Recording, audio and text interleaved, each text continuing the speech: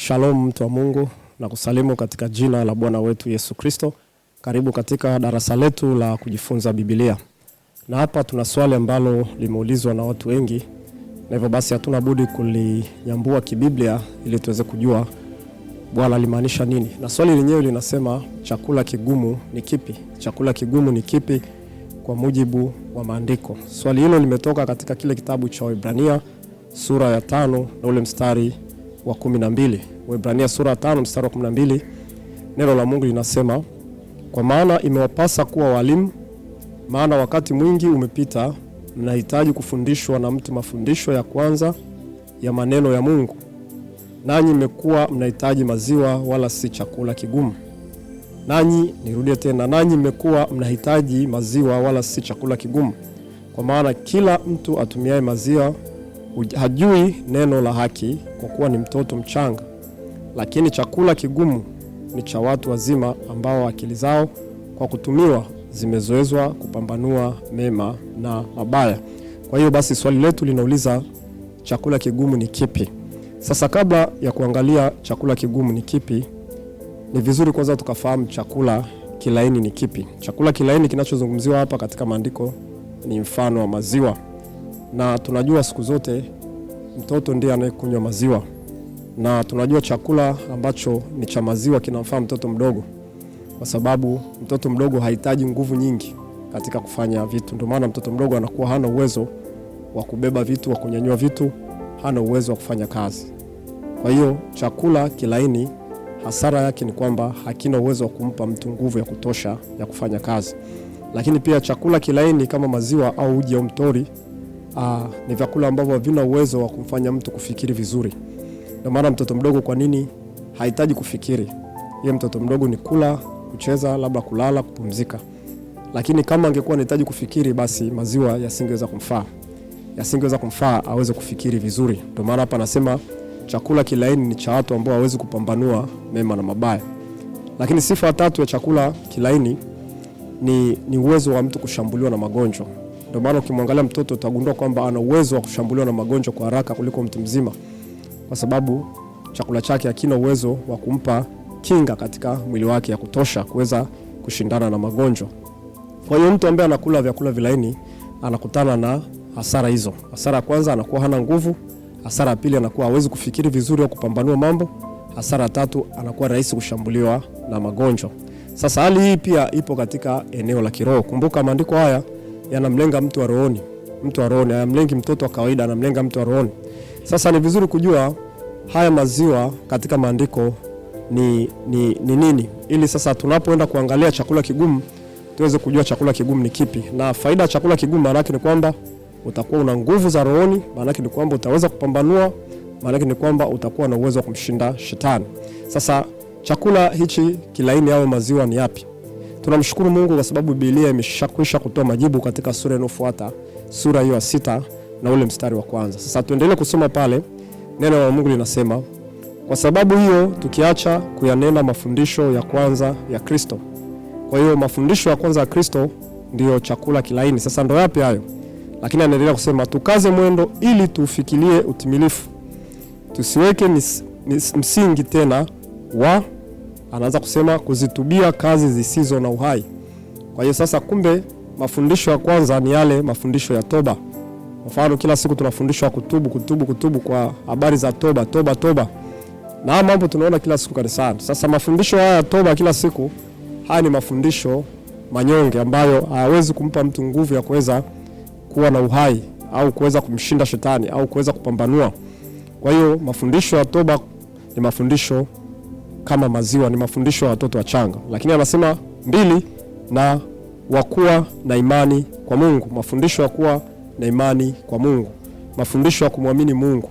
Ndio mafundisho ambayo tunaona hata hivyo asilimia kubwa kwenye kanisa tunafundishwa muamini Mungu, amini neno lake, litendee kazi neno lake, liishi neno lake. Na hii bado imekuwa shida pia kwetu sisi kuweza kuyafuzu haya madarasa. Hata imani pia yanaonekana pia ni mafundisho magumu, lakini mafundisho haya imani kwamba muamini Mungu anaona ni mafundisho manyonge sana, ni mafundisho ya watoto wachanga. Maana yake ni kwamba wewe unapaswa ujue zaidi ya imani. Yaani unapaswa kufundishwa muamini Mungu au kuamini uweza wa Mungu. Unapaswa uamini tu siku zote, na ndivyo ilivyo. Na fundisho lingine la mwanafunzi au la mtoto anasema na mafundisho ya mabatizo. Mafundisho ya ubatizo ni mafundisho ya watoto wachanga. Kufundishwa umuhimu wa ubatizo, kufundishwa ubatizo sahihi ni upi, ukazamishwa kwenye maji mengi, kufundishwa faida za ubatizo, kufundishwa ni nani anayepaswa kubatizwa, kufundishwa kila siku kabatizwe. Hayo ni mafundisho manyonge. Lakini anasema na kuwekea mikono. Mafundisho ya kuwekewa mikono ni mafundisho ya madhaifu, ni mafundisho ya watoto wachanga. Maana yake ni kwamba watu wanataka kwenda kuwekewa mikono, waombewe. Kuwekewa mikono, kuombewa ni mafundisho ya watoto wadogo. Lakini pia anasema na kufufuliwa wafu. Maana yake ni kwamba mafundisho ya unyakuo au mafundisho ya siku za mwisho, hayo ni mafundisho ya watoto wachanga. Lakini pia anasema na hukumu ya milele, mafundisho ya ziwa la moto au mafundisho ya kuzimu na mafundisho ya hukumu za Mungu. Hayo yote ni mafundisho ya watoto wachanga. Sasa ukiangalia hapo utaona kwamba haya ni mafundisho ambayo sisi tunaweza tukaona ni mafundisho ambayo ni ya ndani sana. Kufundishwa habari za siku za mwisho, kufundishwa habari za hukumu za Mungu, kufundishwa habari ya batizo, kufundishwa habari za toba. Tunaona ni mafundisho ambayo yanazunguka kila siku katika makanisa yetu, tunafundishana mafundisho. Lakini kibiblia haya mafundisho ni mafundisho manyonge. Sasa turudi katika mafundisho yale ambayo ni chakula kigumu. Chakula kigumu ni tofauti na maziwa. Kwa mfano miogo, kwa mfano gali, kwa mfano kande. Hivyo ni vyakula vigumu ambavyo mtu akila unagundua kabisa kwamba ni vyakula ambavyo anakula mtu mzima, mtoto mdogo hawezi kuvila. Sasa vyakula hivi vina faida kubwa sana na lazima tujifunze namna ya kuvila. Sasa vyakula hivi vigumu ni vipi sasa katika maandiko? Vyakula hivi viko vinne. Chakula cha kwanza ni upendo wa kimungu. Upendo wa kimungu. Hili ni fundisho ambalo ni lazima lifundishwe sana katika kanisa. Sasa kwa nini ni kigumu au kwa nini kinaonekana ni chakula ambacho si kilaini, ni chakula kigumu? Kwa sababu kuna upendo wa mwanadamu lakini kuna upendo wa kimungu. Upendo wa mwanadamu ni mrahisi. Upendo wa mwanadamu ni kupenda pale unapopendwa. Upendo wa mwanadamu ni kumpenda yule mwenye ambaye una mahusiano naye. Lakini upendo wa Mungu tunasoma kwenye kile kitabu cha Mathayo sura ile ya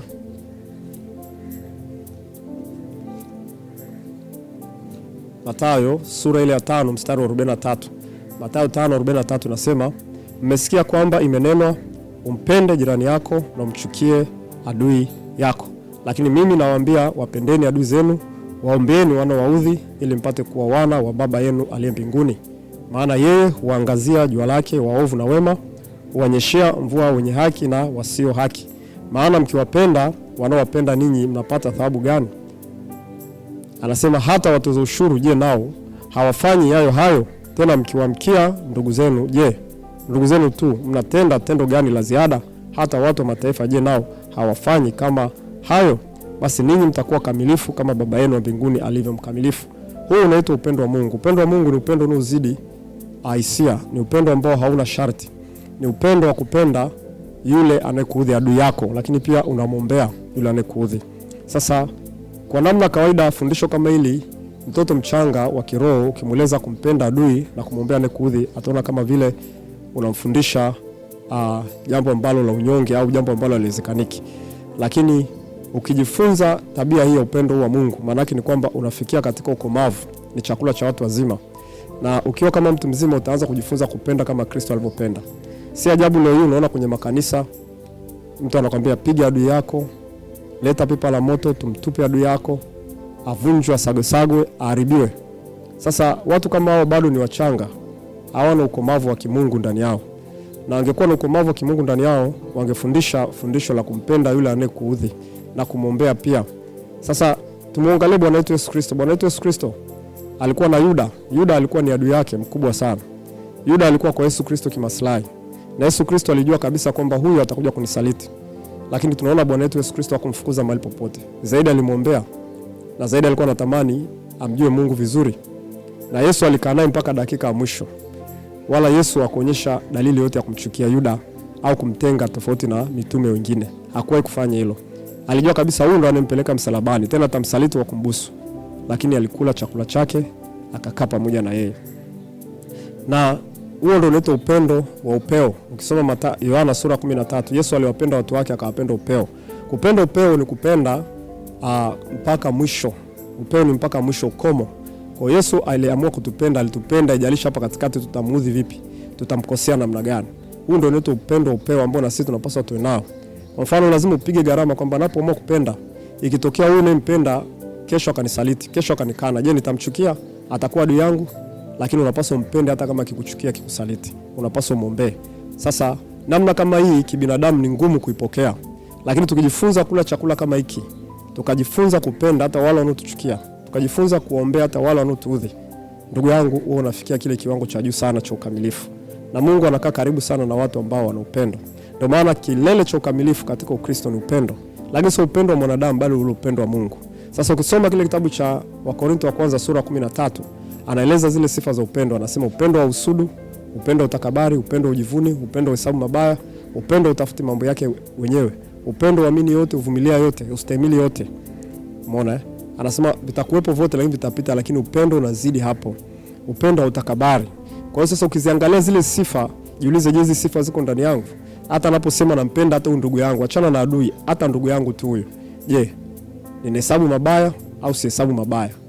Kama unahesabu mabaya, bado hujafikia kile kilele cha upendo. Kwa hiyo jambo kama hili si rahisi kupokewa kibinadamu. Hichi ni chakula kigumu, lakini ukijifunza kula chakula hiki, ujue wewe unakomaa. Maana unakuwa na nguvu za rohoni kwa sababu chakula chako kina nguvu, lakini pia unaweza kuwa na kupambanua kwa sababu chakula kinachoweza kufanya kazi katika akili ya kiroho, lakini pia unakuwa na uwezo wa kushinda majaribu, uwezo wa kushinda, wa kumshinda ule mwovu kwa sababu unakuwa na kinga kubwa ndani yako. Kwa hiyo hiki ni chakula kigumu na kinapaswa kifundishwe, na hala kifundishwe, kwa sababu watu wakifundishwa wanaonekana kama vile hawahubiri Biblia, kwa sababu ni habari mpya masikioni mwa watu. Kumpenda adui ni habari mpya masikioni mwa watu, lakini ndicho chakula ambacho tunapaswa tujifunze kukila kila siku, na tufundishwe kanisani, na tujifunze pia sisi wenyewe. Sio lazima kanisani, sisi wenyewe tutendee kazi jambo hili kile linapoitwa leo. Hicho ni chakula cha kwanza. Lakini chakula cha pili ambacho ni chakula kigumu ni Yesu alikifundisha, ni kujikana nafsi, ambapo kunaambatana na kujitwika msalaba. Kujikana nafsi kunapoambatana na kujitwika msalaba. Sasa ukisoma kile kitabu cha Luka sura ile ya 14, Luka sura ya 14 mstari ule wa 25, angalia maneno Bwana wetu Yesu Kristo aliyosema. Anasema, makutano mengi walipokuwa wakimfuata, naye aligeuka akawaambia, kama mtu akija kwangu naye hamchukii baba yake na mama yake na mke wake na wanawe na ndugu zake waume na wake, naam, na hata nafsi yake mwenyewe, hawezi kuwa mwanafunzi wangu. Anasema mtu yeyote asiuchukua msalaba wake na kuja nyuma yangu hawezi kuwa mwanafunzi wangu. Hili ni neno ambalo tunalitafsiri kwa namna ya kawaida, lakini rohoni ni neno ambalo tukilitafakari usidhani ni jambo jepesi. Watu wanasema mimi nimechukua msalaba, nimemfuata Yesu. Hivi kipindi kile ungekuepo Yesu akiwa duniani ameshika msalaba wake anaenda Golgotha, je, unaweza kuchukua msalaba ukamfuata nyuma na kwenda kusulubiwa naye? Msalaba ilikuwa ni zana ya mauaji. Kwa hiyo Yesu alichukua silaha yake ya mauaji. Leo nikwambie sasa, chukua bomu lako, jifunge mgongoni bomu lako, afu unaenda kujilipua. Unaweza kukubali? Maana yake kwamba msalaba ni zana ya kujisacrifice, kujitoa sadaka. Ndio hapa nasema, maana ni nani katika ninyi kama akitaka kujenga mnara asiyeketi kwanza na kuhesabu gharama ya kwamba navyo vya kumalizia, asije akashindwa kumaliza baada ya kupiga msingi. Watu wote waonao wakaanza kumdhihaki wakisema, mtu huyu alianza kujenga akawa hana nguvu ya kumaliza. Umeona? Au kuna mfalme gani akitaka kwenda kupigana na mfalme mwingine asiyeketi kwanza na kufanya shauri kwamba yeye pamoja na watu 10,000 ataweza kukutana na yule anayekuja juu yake na watu 20,000? Kama akiona hawezi, utuma ujumbe katika kutaka sharti za amani. Anasema mtu yule akali mbali. Basi kadhalika kila mmoja wenu asiacha vyote alivyo navyo hawezi kuwa mwanafunzi wangu. Kwa hiyo hichi ni kigezo kingine cha wewe kuwa mwanafunzi yule wa ndani ambaye kuwa mtume wa Yesu Kristo. Lazima ujifunze kwamba kuna kujikana nafsi. Na kujikana nafsi ni kuchukua msalaba wako kumfuata Yesu. Ukisoma kile kitabu cha Wafilipi sura ya kwanza mstari wa 29, inasema tumeandikiwa si kumwamini tu Yesu, lakini pia kukubali kuteswa pamoja naye. Yaani maana unakubali kuteswa kwa ajili ya Yesu Kristo. Unakubali kuchukua gharama zote, unakubali kupoteza almost karibu kila kitu kwa ajili ya Bwana wako Yesu Kristo. Chakula hichi ndio kinachowapelekea watu wengine kuwa wachungaji, watu wengine kubeba maono kwa ajili ya kuwasaidia wengine. Sasa mafundisho kama haya huwezi kumfundisha kila mtu, au sio kila mtu anaweza akapokea. Ukamwambia mtu sasa achilia kile ulichonacho sasa, amua kujitoa sadaka kwa ajili ya kusudi la Mungu. Amua kujitoa sadaka kwa ajili ya kazi ya Mungu. Amua kuacha biashara yako, amua kuacha kazi yako ili wewe ukawe mtumishi wa Mungu. Hicho ni chakula kigumu ambacho si wote. Lakini pia jisacrifice, utoke hapo uende katika sehemu za hatari ambazo unajua kabisa ukienda kuhubiri injili utaweza kupigwa au kuuliwa au kuharibiwa. Hizi zote zinaitwa riski au hatari ambazo mtu anaingia kwa sababu ya Yesu Kristo. Na ni chakula hiki ambacho Bwana anataka sisi tukile. Ndio maana nasema tumeandikiwa sio kumwamini lakini pia kuteswa kwa ajili yake. Leo ukimwambia Mkristo utakubali kuteswa kwa ajili ya Yesu Kristo, utakubali kupitia dhiki, njaa, shida, mateso kwa ajili ya Yesu Kristo, atakwambia hapana, nimeandikiwa kwamba nitafanikiwa, nitabarikiwa mjini, nitabarikiwa kijijini. Nimeambiwa nitakuwa kichwa wala sio mkia, nimeambiwa nitaongezeka na nitazidi. Tuko tayari kufundishwa mafundisho ya mafanikio. Tuko tayari kufundishwa mafundisho ya heri na furaha. Lakini atufundishwe mafundisho ambayo tunaweza tukajitoa sadaka kwa ajili ya Kristo ili watu wengine wapone. Mpaka sehemu nyingine Paulo anasema ingeweza mimi niharamishwe ili wengine wapone kwa ajili ya Yesu Kristo. Ndivyo ambavyo sisi tunapaswa tuwe. Kujitoa sadaka ni kuchukua msalaba wako. Ndio maana ukisoma hata kwenye Galatia sura 6 mstari wa 17, Paulo anasema mtu yote asinitabishe kwa sababu nimeamua kuchukua chapa zake Kristo katika mwili wangu. Chapa za Yesu Kristo ziko wapi katika mwili wako? Wewe kama Mkristo nikikuuliza chapa za Yesu Kristo ziko wapi katika mwili wako? Maana yake ni nini? Ukimwangalia Yesu Kristo alikuwa na makovu ya misumari katika mikono yake. Alikuwa na makovu ya mkuki katika ubavu wake. Maana kwamba kuna mahali aliteseka ili wewe upate uzima. Je, wewe kuna mahali umekubali kuteseka ili mwingine apate wokovu? Huko kunaitwa kujitwika msalaba na kujikana nafsi na kuchukia mapenzi yako na mapenzi ya wazazi wako na kutii mapenzi ya Yesu Kristo. Si watu wote wanaweza kufanya hivi, lakini ukifanya hivi ujue ni chakula kigumu lakini kina faida kubwa sana kwako wewe lakini pia na kwa wengine. Kubali kujikana nafsi, kubali kujitoa sadaka kwa ajili ya watu wa Mungu, kubali kujitoa sadaka kwa ajili ya kazi ya Mungu. Mungu atakukuza na atakupa nguvu sana. Sawa, hicho ni chakula cha aina mbili. Chakula cha tatu ambacho lazima tujifunze kwamba tunapaswa tukile siku zote ni kugeuzwa nia. Kugeuzwa nia si jambo rahisi. Tumejikuta tupo hapa duniani. Ukisoma kile kitabu cha Warumi sura 12 na ule mstari wa pili, Warumi sura 12 mstari wa pili, anasema hivi: wala msifuatishe namna ya dunia hii, bali mgeuzwe kwa kufanywa upya nia zenu, mpate kujua hakika mapenzi ya Mungu yaliyo mema, ya kumpendeza na ukamilifu. Msifuatishe namna ya dunia hii, bali mgeuzwe nia zenu kwa kufanywa upya nia zenu.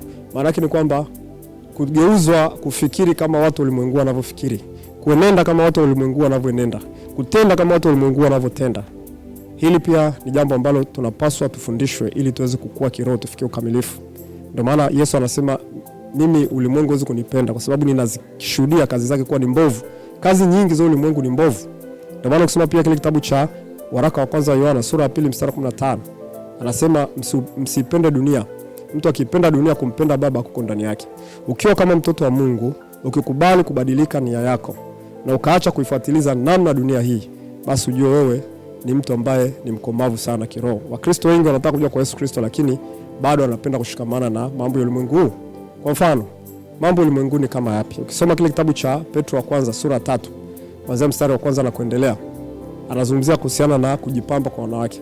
Anasema kujipamba kwenu kusiwe kujipamba kwa nje, yani kuvaa dhahabu, lulu, kusuka nywele, umeona, bali kujipamba kwa mapambo ya mooni ya utu wema. Maana yake ni kwamba mwanamke wa Kikristo anapotoa focus yake katika mapambo ya kidunia, akaamua kuwa mwanamke natural, akaamua kuwa mwanamke ambaye hawezi kufanana na wanawake ulimwengu. Hii kinaonekana chakula kigumu kwa watu wengi. Lakini ukijifunza kuenda kinyume na ulimwengu huo, ujue kabisa wewe utakuwa na ukomavu mkubwa sana wa kiroho zaidi hata watu wengine. Kwa mfano leo hii kuna vitu vingi ambavyo unaweza kuviona ni sawa, lakini mbele za Mungu sio sawa. Kimoja hapo kwa mfano, kuwa mshabiki wa mipira. Kwa mfano unakuwa ni mshabiki wa Simba na Yanga, unakuwa ni mshabiki wa ligi za Ulaya. Zile ni ibada za sanamu. Kwa sababu kwa nini uonyeshe kushangilia na kurukaruka na kufurahia na kucheza wakati Mungu hawezi kumfanyia hivyo? Umeona starehe za ulimwengu huu. Hivi ni vitu ambavyo vinaonekana ni vizuri, lakini wakati mwingine havina makusudi ya Mungu au mapenzi ya Mungu nyuma yake. Lakini ukigeuzwa nia yako, utaacha ushabiki, utaacha kubeti, utaacha kuangalia michezo hiyo mipira kuifuatilia na kuwa mshabiki. Umeona? Utajikuta wewe una focus katika mambo ya maana na yale mambo ambayo yana kiasi katika ulimwengu. Yaani kwa ujumla kuwa mtu mwenye kiasi katika ulimwengu ni jambo la msingi sana. Sio fashion imetoka na unaifuatiliza. Wewe ni watu wananyua viduku, na unanyua viduku. Hujageuza bado nia yako. Unahitaji kugeuzwa nia. Bado hujageuzwa nia. Unahitaji kugeuzwa nia. Kwa hiyo kugeuzwa nia ni kuacha mambo haya ya ulimwengu ambayo yanaendelea katikati ya watu. Kwa hiyo jihakikishe kwamba je, umesimama kikamilifu? Je, nia yako imegeuzwa? Ni jambo la msingi sana. Bwana Yesu asifiwe sana. Lakini jambo la mwisho ambalo ni chakula kigumu ni kusamehe. Kusamehe kama Mungu. Tukisema kusamehe kila mtu anaweza kusamehe. Kama tulivyosema kupenda kila mtu anaweza kupenda, lakini kupenda kama Mungu ni chakula kigumu. Kusamehe kama Mungu ni chakula kigumu. Mungu anasameheje? Ukisoma Mathayo sura 18, Mathayo 18 kuanzia mstari wa 21 na kuendelea na ule mstari wa 22. Petro alimfuata Yesu akamwambia, Bwana, ndugu yangu akinikosa mara ngapi naweza kumsamehe? Hata mara 7? Yesu akamwambia, si mara 7, hata 7 mara 70 msamehe huyo mtu. Unaweza kutengeneza picha 7 mara 70, maana kwamba mara 490 kwa siku unapaswa kumsamehe huyo mtu. Sasa kusamehe kwa namna hii si rahisi. Huu unaitwa kusamehe kwa Mungu. Na Luka 17 mstari wa 3 na 4 inasema hivyo hivyo. Ndugu yangu kwa siku moja akinikosa mara 7 nifanyaje? Yesu anasema msamehe, akitubu msamehe. Kwa hiyo sisi tunapaswa tu watu wa kusamehe siku zote. Watu wa kuachilia siku zote. Watu wa kutokumbuka mabaya siku zote. Kama vile Mungu anavyotusamehe sisi kila dakika. Wewe kila dakika hapo unamkosea Mungu. Yaani ukiwaza tu wazo baya, umewaza wazo la kumchukia mwenzako, umewaza wazo la uzinzi, umewaza wazo la uongo, umewaza wazo lolote, umemkosea tayari Mungu, lakini Mungu anasamehe. Sasa ni mangapi ambao Mungu anakusamehe kwa siku? Ni zaidi ya yale ambao mwenzako anakukosea. Lakini tumekuwa watu wazito kusamehe. Tumekuwa watu wazito kuachilia, kisa tu tulitapeliwa, tulisengenywa, tuliibiwa, tulidhulumiwa, tulisemwa vibaya, mpaka leo tunashikilia hivi vitu tunaviweka katika mioyo yetu. Kwa hiyo vyakula kama hivi ni lazima tujifunze kuvila, tusamehe kama Mungu anavyosamehe. Ukiwa Mkristo, maisha yako ni maisha ya kusamehe, ni maisha ya kuachilia. Yesu anasema achilia na utaachiliwa. Usihukumu nayo hautahukumiwa. Ni maisha yetu hayo ambayo tunapaswa tuendane nayo kile inapoitwa leo. Kwa hiyo ndugu yangu, katika tafakari fupi unaweza kupata picha chakula kigumu ni nini? Kwamba ni upendo wa Mungu, kwamba ni kujitwika msalaba au kujikana nafsi, kwamba ni kugeuzwa nia zetu tusifuatize namna ulimwengu, lakini pia kusamehe.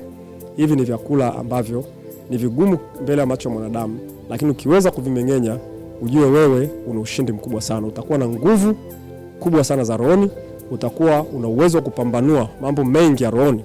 Kupambanua na maana kwamba kuwa mwalimu, kuweza kuwafundisha na wengine, lakini pia kuweza kujua lipi lilo jema na lipi lilo baya.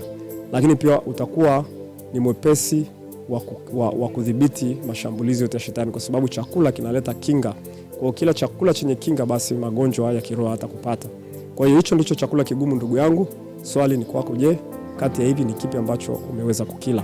Ikiwa kipo, basi tuandikie kwenye comment hapo. Mungu akubariki sana. Panapo wakati mwingine na kuombea baraka za Bwana na neema za Mungu, tukutane katika madarasa yanayofuata. Shalom.